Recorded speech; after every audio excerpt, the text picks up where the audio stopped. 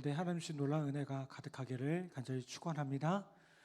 네, 매번 저녁 예배를 드리다가 또 오늘 오후 예배를 드리니까 또 이상한 느낌이 듭니다. 근데 이게 원래 정상이었죠, 그렇죠? 이게 정상이었습니다. 우리가 코로나 이전으로 다 회복한 그런 상황인 것 같습니다. 바라기는 더 이상 코로나로 인해서 어려움 없고 또 슬픔 당하는 이들이 없도록 하나님께서 더 놀라운 은혜로 함께 하시길 간절히 축복합니다. 사도행전 27장에는 사도 바울이 겪은 조난 이야기가 실려져 있습니다. 고린도전서 11장 25절에 보면요, 바울이 바다에서 3번 파선한 경험이 있다라고 얘기를 합니다. 그런데 이 3번의 파선은 사도행전 27장의 사건 이전에 일어난 것으로 1차, 2차 전도 여행 때 경험한 것들이었습니다. 그런데 성경은요, 이상하게도 이 3번 파선한 이야기는 기록하지 않고 오늘 본문에 나오는 로마 가다가 만난 이 파선한 이야기, 조난당한 이야기를 기록하고 있습니다. 사도행전 27장 1절은 이렇게 말씀합니다. 우리가 배를 타고 이달리아로 가기로 작정하되 바울과 다른 죄수 몇 사람을 아우구스대의 백부장 율리오라는 사람에게 맡기니 라고 말씀하고 있고요. 또 27장 4절에 보면 또 거기서 우리가 떠나가다가 맞바람을 피하여 구보로 해안을 의지하고 항해하여 라고 얘기하고 있습니다. 여러분, 바울이 로마의 황제의 재판을 받기 위해서 죄수의 몸으로 호송되어 가는 그 배에는요, 바울만 있지 않았습니다. 바울과 함께한 이들이 있었어요. 오늘 본문에 보는 그 본문 말씀을 보면 우리라는 표현이 바로 그것을 알 수가 있으면 보게 돼요. 우리라고 지칭한 사람들은 누굴까요? 이 바울 자신을 포함해서 사도행전을 기록한 누가하고요, 또 2절에 기록된 대로 데살로니가 사람 아리스다고가 있었을 것입니다. 바울과 함께 특별히 동행한 아리스다고는요, 바울을 통해서 예수 믿게 된 사람으로서 바울 때문에 끌려가서 혼이 난 경험도 있는 사람이었어요. 근데 오히려 이 아리스다고는 어땠습니까? 그 후로 바울을 오히려 더 적극적으로 따라다니며 복음을 전하는데 동역자 역할을 한 것으로 보입니다. 여러분, 하나님께서는 바울을 위로하시기 위해 좋은 동역자들을 항상 가까이 두고 계셨다는 것을 알 수가 있습니다. 여러분, 우리가 신앙생활 하는데 우리가 혼자 결코 아닙니다. 누가 있을까요? 믿음의 동역자들이 있습니다. 옆에 분들 한번 보실까요? 앞뒤 좌우로 한번 보십시오. 누구가 있는지. 여러분, 이런 좋은 동역자들이 있어요. 아멘? 저도 목회를 하면서 느끼는 게 정말 좋은 동역자들이 있어서 힘있게 목회를 할 수 있는 것 같아요. 여러분, 하나님께서는요, 어떤 사역을 하는 데 있어서 결코 혼자 감당하게 하시지 않아요. 오늘 처음으로 올해 코로나 이후로 처음으로 교회 식사 봉사를 했어요. 우리 1구역, 3구역 정말 고생 많으셨습니다. 수고한 이들을 위해서 한번 박수 한번 할까요? 근데 혼자 하면 그게 됩니까? 아까 우리 예전도 회장님 말씀이 200명 준비했다는데, 믿음도 참 좋아요. 저기 들어오시네요. 때마침 딱 들어오고 계셔요. 200명 준비하셨다는데 그 혼자 될까요? 그렇죠? 같이 하니까요. 보니까 또 이게 예배만 끝나는 게 아니라 뭐 카페 봉사도 하고 뭐 교회 학교도 하고요. 뭐 여러 가지 봉사의 모습들이 있습니다. 교회가 목사 혼자 하는 일일까요? 아닙니다, 절대로. 우리 찬양가도 마찬가지죠, 그렇죠? 제가 찬양 인도하지만 저 혼자 못합니다. 제가 아까도 집사님들한테 같이 찬양하는 집사님들한테 제가 그 목소리가 좀 높은 편이라서요, 저음이 안 내려갑니다. 제가 저음 불가라고 늘 얘기를 하거든요. 고음 불가가 아니고요. 그래서 이렇게 오늘 찬양이 또 보니까 내려가는 저음이 많아요. 같이 불러달라고. 얼마나 동역하니까 좋습니까? 남이라고 아멘도 안 하세요, 그렇죠? 네. 여러분 이렇게 좋은 동역자들이 있음을 보게 돼요.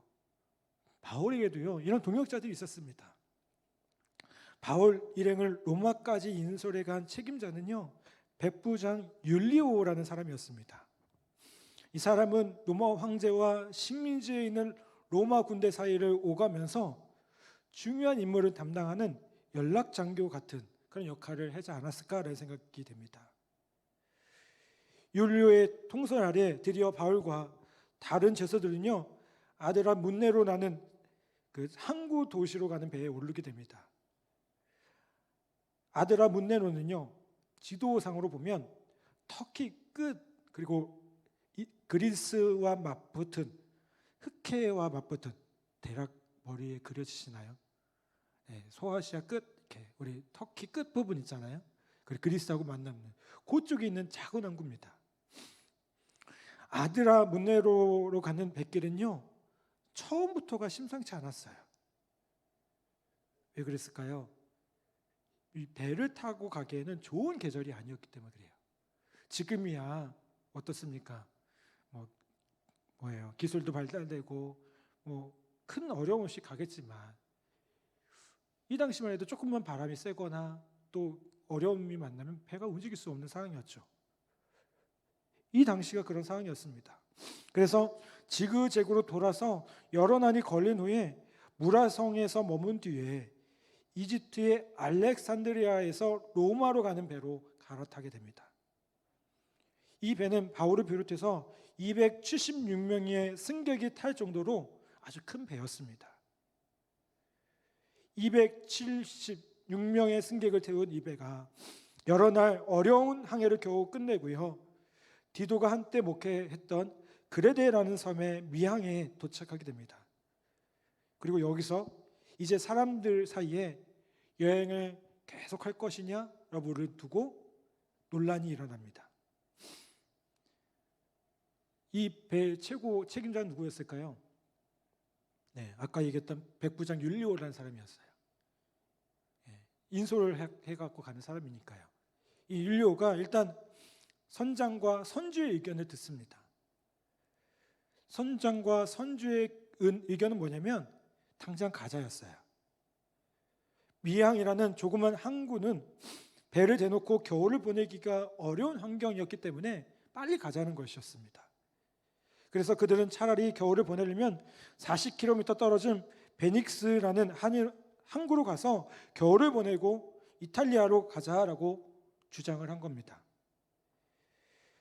베닉스 항구는요 한쪽으로는 서남으로 한쪽으로는 서북으로 향해 있어서 바다가 열려 있기 때문에 겨울에 북쪽에서 오는 바람을 막을 수 있는 좋은 여건을 가지고 있었습니다.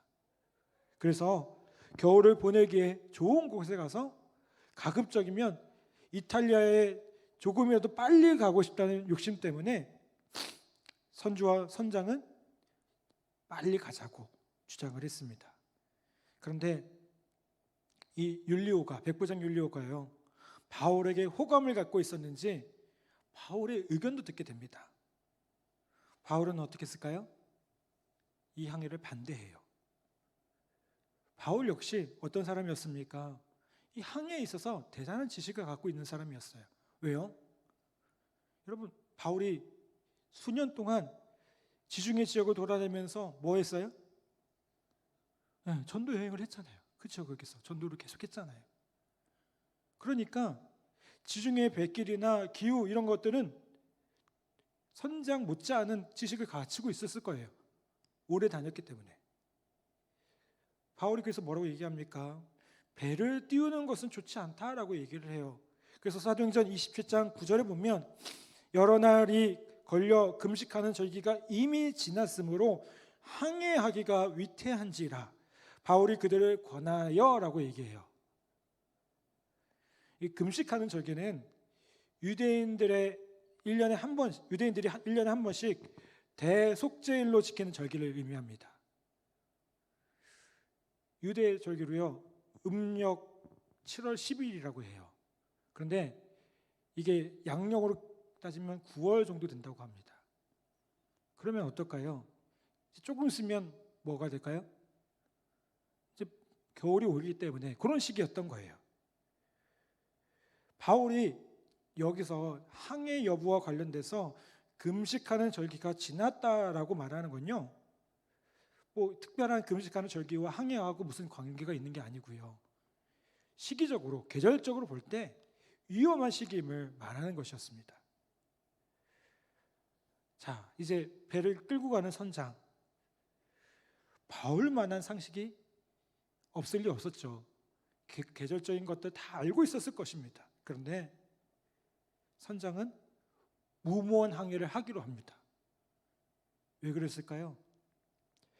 어떤 학자들은 이 배가 알렉산드리아에서 나오는 배인 것을 근거로 이 배는 당시 애굽의 곡물과 식물을 농마로 실어 나르는 역할을 했을 것이라고 얘기를 해요.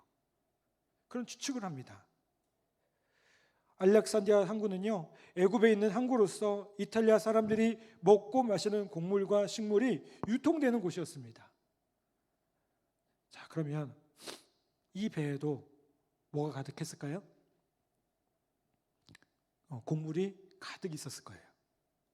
그 곡물을 빨리 가지고 가야 되는 거예요. 선주는 가급적이면 빨리 이탈리아로 가서 곡물을 풀어놓고 이득을 보려는 그 계산을 했을 것입니다. 그래서 선장에게 어떻게 했어요? 약간의 돈을 주면서 어떻게든 빨리 가자. 이거 놔두면 손해니까. 그렇죠? 돈에 눈이 어두워진 선장은요, 계절이 어떻든 상황이 어떻든 일단 출발했을 것이 틀림이 없습니다. 추측하는 일이에요. 그렇죠? 선장과 선주는 결국 배를 끌고 나갑니다. 여러분, 우리가 이 상황을 보면서 다시 한번 교훈을 얻을 수가 있어요.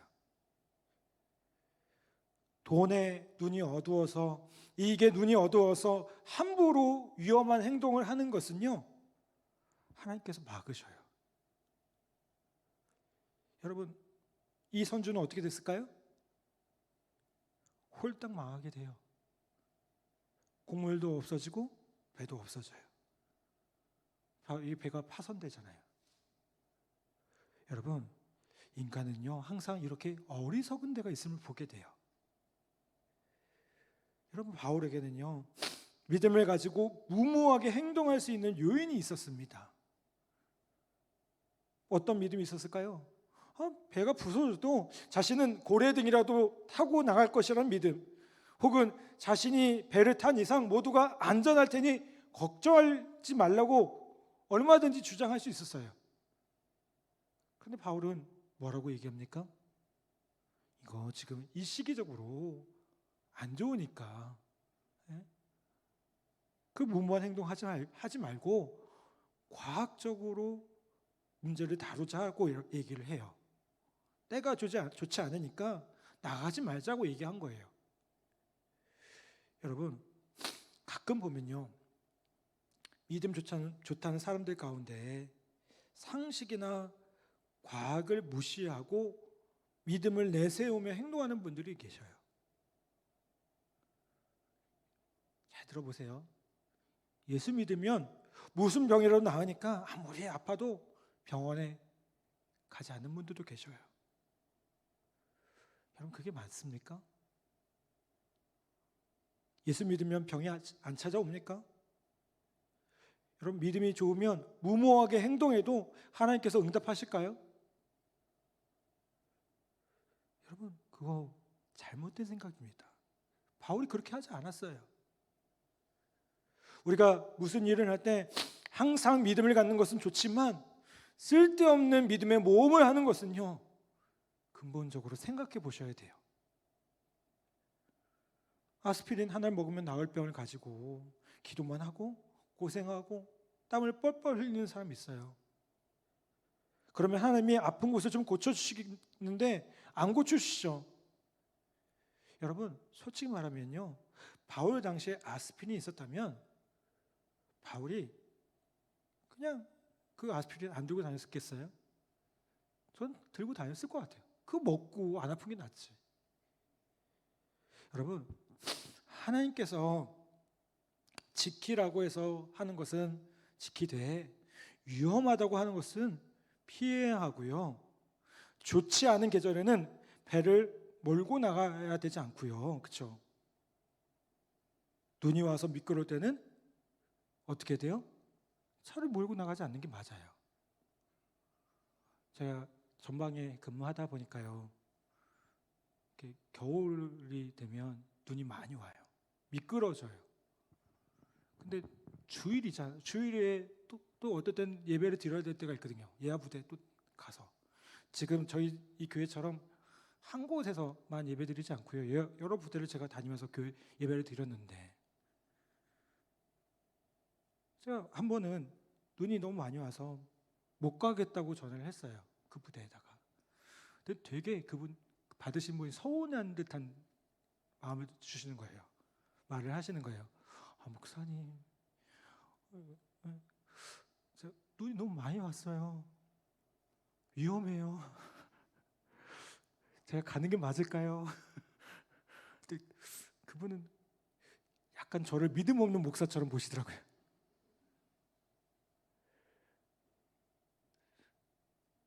안 가기 잘했다고 생각이 들어요. 그날요, 제가 나중에 보니까 이 차가 굴른 게 몇 대가 되더라고요, 길에. 안 가기 다행인 것 같아요. 여러분, 위험하다면 피해가는 게 맞아요.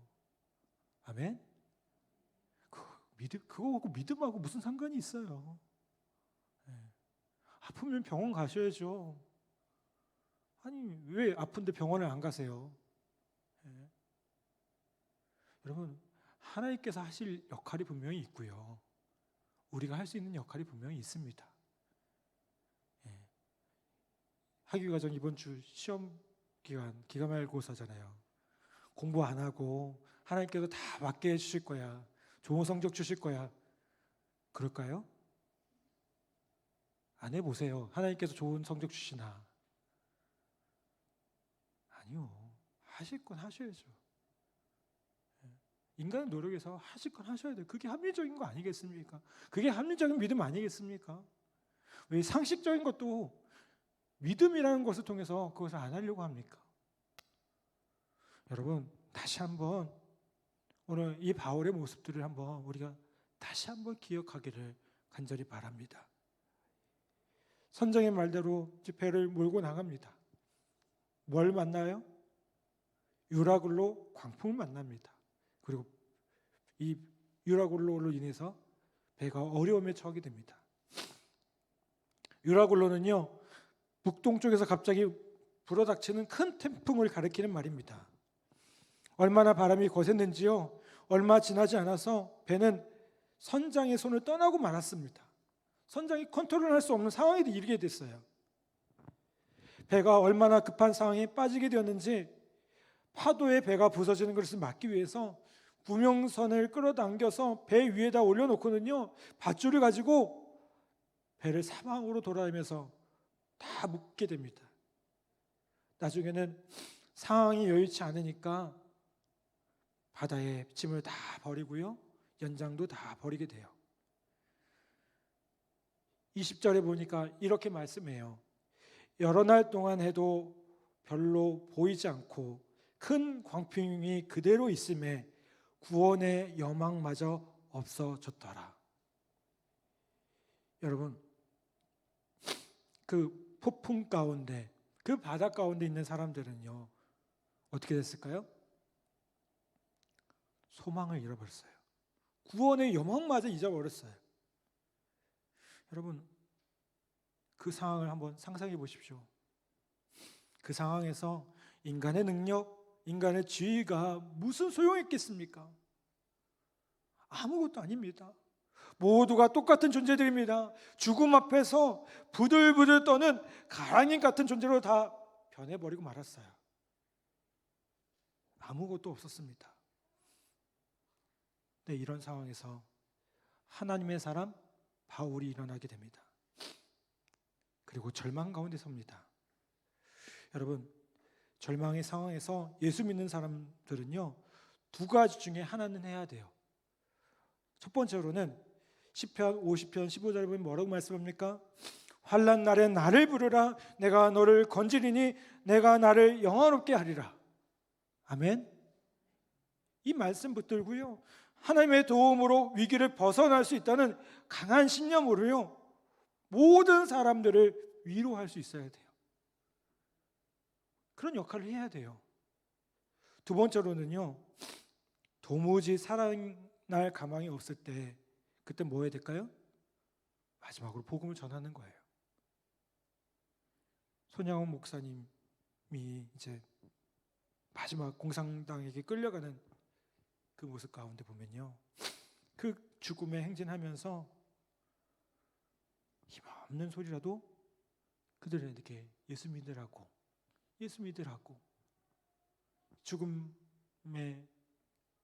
죽음이 임박한 것을 깨달으면서 그렇게 얘기했다고 하죠. 여러분, 그렇게 해야 된다는 거예요. 바울은 어떻게 했을까요? 사람들을 위로하기 위해 일어나게 됩니다. 왜요? 하나님께서 바울에게 말씀을 주셨거든요. 27장 24절 말씀 볼까요? 27장 24절 말씀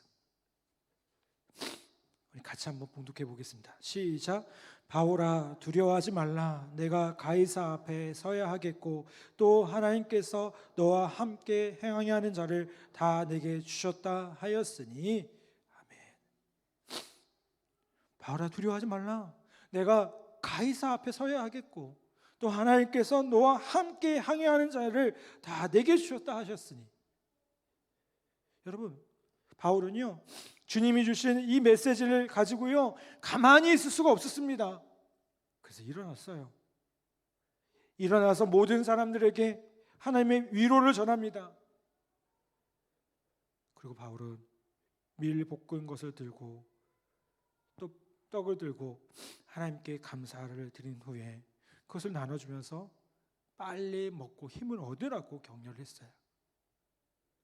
그리고 조금 지나면 여러분, 우리가 다 구원받을 것이다 라고 바울은 말하게 됩니다. 여러분, 이 장면을 한번 상상해 보세요.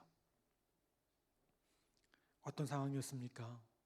죽음 앞에서, 죽음의 그 위기 앞에서 사색이 되어 있었어요. 탄식하는 사람들도 있을 거예요. 죽은 것처럼 기진해서 의식을 잃어버린 사람들이 질비한 상황에서 바울은 어떻게 했습니까? 하나님께서 주신 메시지를 전하고 일어나서 손에 떡을 가지고 하나님 앞에 감사 기도를 하고요, 모든 사람 앞에서 먹고 또 먹으라고 하는 그 바울의 모습을 한번 상상해 보셨으면 좋겠어요. 자, 여러분, 이 모습 가운데 이제 배의 리더십이 바뀝니다. 어떻게 바뀌어요? 바울이 배의 선장인 거예요. 바울이요, 배의 선중인 거예요. 바울이요, 율리오가 된 거예요. 백부장이 된 거예요. 왜요? 율리오도 바울의 명령대로 움직였고요, 바울이 모든 여건들을 다 지배하게 되었다는 겁니다. 여러분, 바울은 무서운 조난을 당하는 그 어려움을 겪으면서도요, 하나님의 사람답게 영적인 권위를 잃지 않고 모든 사람을 위로하며 이끌게 됩니다. 여러분, 믿음의 사람은요, 누구도 일어나지 못하는 어려운 상황에서도 놀랍게 쓰임받는다는 것을 오늘 이 바울의 모습을 통해서 우리가 기억해야 될 줄 믿습니다. 아멘. 여러분, 코로나라는 이 상황들이 참 길었어요. 여러분, 저는 그래도 참 감사한 게, 우리 국방대교회 성도들한테 너무 감사한 게 이 시기를 포기하지 않으셨어요. 모여서 성경 공부했고요, 어떻게든 예배하려고 했어요. 너무나도 감사해요. 너무나도 감사해요. 그리고 오늘 우리가 이렇게 모여서 예배할 수 있어요. 아직 뭐 다 끝나진 않았지만 여러분, 믿음의 사람들을 통해서 하나님은 그 어려운 상황들을 이겨나게 하시리라 저는 분명히 믿습니다. 아멘. 지금 한국교회가 위기라고 얘기를 해요. 네, 한국교회만의 위기가 아닙니다. 제가 얼마 전에 그 뉴스를 보니까요, 어느 분이 유럽의 교회들에 대해서 얘기를 하더라고요. 지금 유럽의 교회가 3분의 1밖에 안 남았대요. 성도들이 다 떠나가고요. 그 교회마다 가득 찼던 그 교회들이 어른들만 한 20명, 큰 교회가 몇백 명 들어가는 교회들이. 그래서 그 교회들이 다 어떻게 될까요? 지금 술집으로 팔리고 있고 심지어는 이슬람 사원이 되고 있어요. 그리고 그 교회들을 어떻게 할 수 없어서 고민이라는 얘기들이 나왔어요. 거기 보니까 500년 된 교회는요, 교회로도 안 친대요. 문화재로도 안 친대요. 거기는 너무 그런 교회들이 많아서. 제가 그 모습을 보는데 이거 한국 교회 얘긴데 조금 있으면 한편 그런 마음이 들어요. 그런데 또 한편으로는 어떤 마음이 있을까요? 그래도 우리에겐 누가 있어요? 여기 있는 우리 믿음의 동역자들이 있어요. 아멘? 함께 기도하는 사람들이 있어요. 우리 교회가 다음 세대를 세워가려고 자꾸 하는 이유가 무엇이겠습니까? 이게 너무 중요한 이제 사역이 됐어요. 지난주에 육군 군목들이 모여서 수료를 하면서 이제 전반기 2022년 전반기 동안 우리 교회 그 군인교회에서 육군 군인교회에서 민간교회에 파송한 사람들을 보니까요, 통계로 보니까 전체 육군 군인교회 중에 26명을 파송을 했대요. 이게 보면 몇백 개 교회 중에